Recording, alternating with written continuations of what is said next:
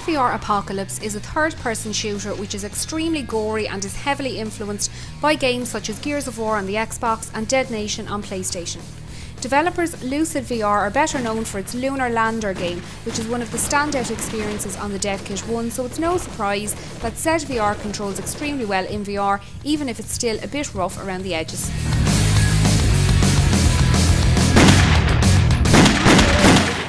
Playing ZVR, I was pleasantly surprised at how intuitive the control scheme was to pick up, as very few VR games attempt third-person view, as camera control can be tricky to get right.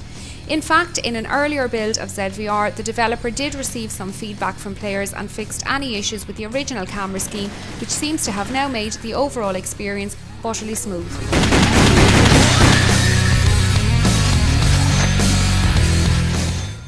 As you move your character around the map, your point of view is from third person and you can control the camera view with the right analog stick.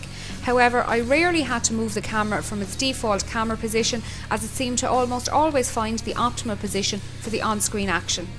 To fire your weapon, you hold down the left trigger, which teleports you into first person view, and you then aim with your head looking directly at your target and pulling the right trigger to fire.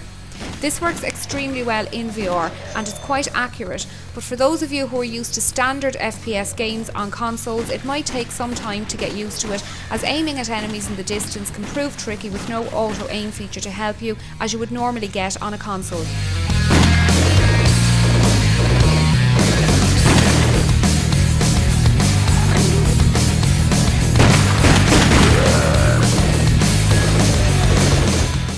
Firing your guns in ZVR feels joyous, as they really feel like they pack a punch. However, when you need something with a bit more bite, you can call in a precision airstrike to take out difficult to reach enemies who have the higher ground.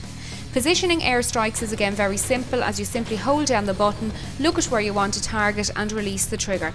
It's a simple control scheme, but it's highly accurate and intensely fun when you see zombie bits fly all over the map.